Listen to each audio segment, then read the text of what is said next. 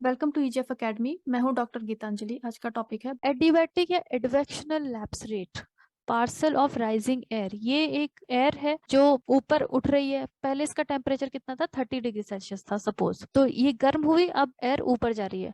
तो ऊपर जैसे ही जाएगी ये एक्सपेंड होगी, ये फैलेगी इस तरीके से। कोई भी चीज जब एक्सपेंड होता है उसका टेम्परेचर कम हो जाता है। 30 से 20 डिग्री सेल्सियस टेम्परेचर हो गया, ये और ऊपर गई, इसमें और ज्यादा एक्सपेंशन हुआ तो इसका टेम्परेचर और घट गया, 10 डिग्री सेल्सियस टेम्परेचर हो गया इसका। तो किस रेट से ये इसका टेम्परेचर कम हो रहा है, यहाँ आप देखोगे कि 1 किलोमीटर, यहाँ पे जीरो नीचे ग्राउंड लेवल पे 30 था, 1 किलोमीटर ये ऊपर पहुंचा तो 10 डिग्री सेल्सियस टेम्परेचर इसका कम हो गया। फिर 1 किलोमीटर और ऊपर पहुंचा तो 20 से 10 हो गया, यानी कि और 10 डिग्री सेल्सियस कम हो गया।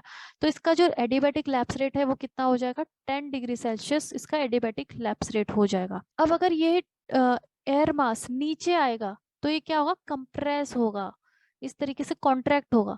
तो नीचे आने में, ऊपर इसका टेम्परेचर 10 डिग्री सेल्सियस था, जैसे ही ये 1 किलोमीटर नीचे आएगा तो 20 डिग्री सेल्सियस टेम्परेचर हो जाएगा, और नीचे आएगा 1 किलोमीटर तो 30 डिग्री सेल्सियस हो जाएगा।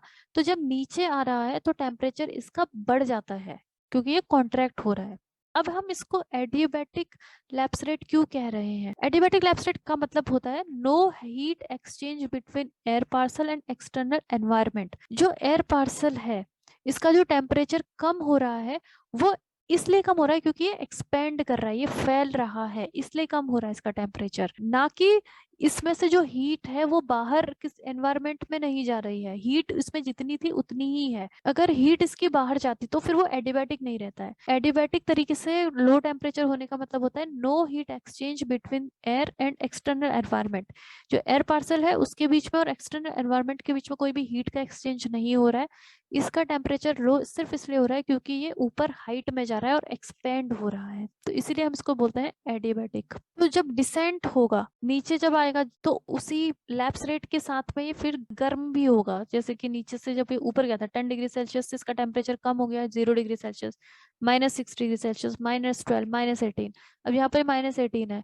अब अगर ये नीचे आता है किसी भी रीजन की वजह से तो -18 से बढ़ के -12 हो जाएगा, फिर -6, 0 डिग्री सेल्सियस, फिर 10 डिग्री सेल्सियस। तो क्योंकि यहाँ पे ये एक्सपेंडेड है, ज्यादा वॉल्यूम है और धीरे धीरे कॉन्ट्रैक्ट होते जा रहा है। एडियाबैटिक लैप्स रेट भी दो टाइप का होता है, एक तो वेट एडियाबैटिक लैप्स रेट और दूसरा है dry adiabatic lapse rate. Dry adiabatic lapse rate ये उस एयर का है जो ड्राई है, यानी कि जिसमें मॉइस्चर नहीं है ज्यादा। सो dry adiabatic lapse rate is the rate of fall in temperature for a parcel of dry या फिर अनसैचुरेटेड एयर। अनसैचुरेटेड यानी कि उसमें 100% रिलेटिव ह्यूमिडिटी नहीं है। रिलेटिव ह्यूमिडिटी में इसकी, सपोज ये एक एयर मास है और इसमें अगर 100 लीटर वाटर आ सकता है तो इसमें 100 लीटर वाटर नहीं है। वाटर किस फॉर्म में, वेपर के फॉर्म में 100 लीटर वेपर आ सकता है, बट इतना नहीं है इसमें। सपोज इसमें है 70 लीटर वेपर, तो ये सैचुरेटेड नहीं है पूरी तरीके से, ये अनसैचुरेटेड है, इसे ही हम ड्राई कहते हैं। या फिर हो सकता है इसमें मॉइस्चर बिल्कुल भी ना हो, जीरो मॉइस्चर हो, जीरो वेपर हो, तो भी इट इज कॉल्ड ड्राई।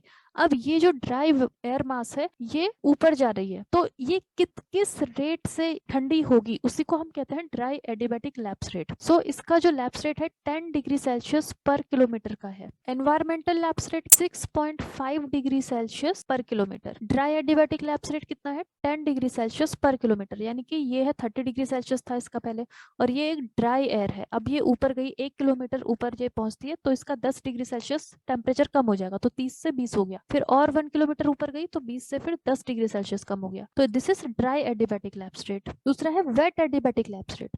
अब ये है मॉइस्ट एयर का, जिस एयर में वाटर वेपर प्रेजेंट है, यानी कि उसमें 100% उसकी रिलेटिव ह्यूमिडिटी 100% है, उसमें बहुत ज्यादा मॉइस्चर प्रेजेंट है। तो होता ये है कि अब ये जो वाटर वेपर है वो ऊपर उठ रहा है, तो सबसे पहले तो ये ड्राई एडियाबैटिक रेट से ही ठंडा होगा, यानी कि 10 डिग्री सेल्सियस 1 किलोमीटर ऊपर जाने पे, सरफेस से 1 किलोमीटर ऊपर गया तो 32 से 22 हो गया, यानी कि 10 डिग्री सेल्सियस टेम्परेचर कम हुआ। फिर और 1 किलोमीटर ऊपर गया तो यहाँ पे फिर 22 से 12 डिग्री सेल्सियस टेम्परेचर इसका कम हो गया। देन अगेन 1 किलोमीटर और ऊपर चले गया तो 12 से 2 डिग्री सेल्सियस आ गया, यानी कि फिर से 10 डिग्री सेल्सियस इसका टेम्परेचर कम हो गया। अब ऐसा होगा कि जब ये इस हाइट पे पहुंच चुका है, 2 डिग्री सेल्सियस तक टेम्परेचर जा चुका है, तो फिर इसमें कंडेंसेशन हो जाएगा, यानी कि जो वाटर वेपर है वो कन्वर्ट हो जाएगा वेपर से, यानी कि गैसियस फॉर्म से लिक्विड फॉर्म में, यानी कि ये गैस से लिक्विड वाटर बन जाएगा यहाँ पे। उसके बाद इसमें क्लाउड फॉर्मेशन होगा। तो अब जैसे ही ये वाटर से वेपर फॉर्म से लिक्विड में आता है तो latent heat of condensation release होगा इसमें से। This latent heat of condensation release होगा तो वो हीट इसमें ऐड हो जाएगी। अब क्या होगा कि इसका टेम्परेचर अब धीरे धीरे ठंडा होगा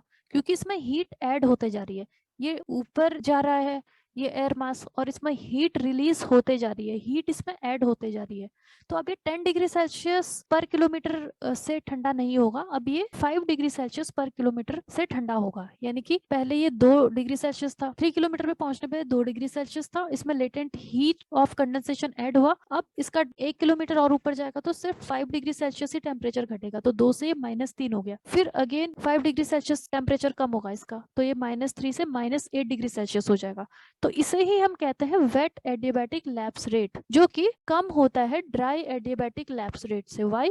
क्योंकि यहाँ पे जो एयर मास है उसमें latent heat of condensation add होते जा रहा है, जिसकी वजह से टेम्परेचर ड्रॉप का भी काफी धीरे धीरे होता है। ज्योग्राफी सीरीज को फॉलो करने के लिए आप हमारे चैनल को सब्सक्राइब कर लें। अपनी बेटर प्रिपरेशन के लिए आप हमारे अफोर्डेबल कोर्सेज भी ज्वाइन कर सकते हैं। हमें कांटेक्ट करने के लिए आप दिए गए नंबर्स पर कॉल करें और contact through our website link is given in the description box.